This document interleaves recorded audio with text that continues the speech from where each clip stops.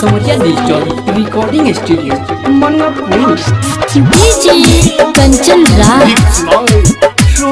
नीम चौक चौसीमा वैशाली। पानी हम कुमार जान भइलु लरको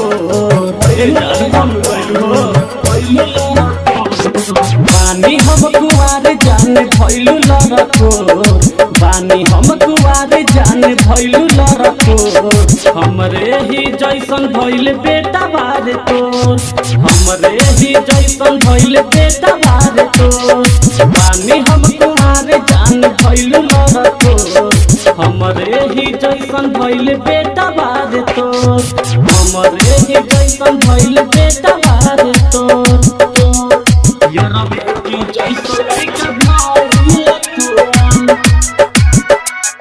music director DJ Kanchan Raj Hajipur Vaishali.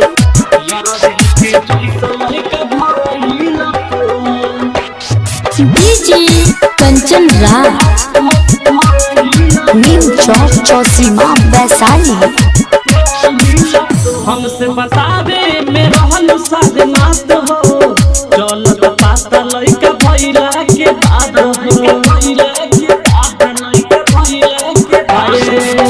हमसे बतावे में रहल साधनात हो चलत पाता लइका भइला के बाद हो ससुरा से ज्यादा भइल नहीं हर में सो यरबे के जैसा लइका भइल तो यरबे के जैसा लइका भइल तो यरबे के जैसा लइका भइल तो। Music director DJ Kanchan Raj Hajipur Vaishali. यरबे के जैसा लइका भइल तो। डीजे कंचन राज नीम चौक चौसीमा वैशाली।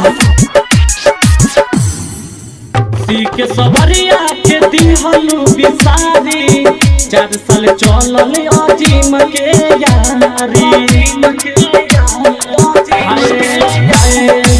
सलमान के दिहलु तू ही बिसारी 4 साल चलल अजीम के यारी सुशील के जिंदगी में कैलू अजोर हमरे ही जैसन भइल लइका तो हमरे ही जैसन भइल लइका तो।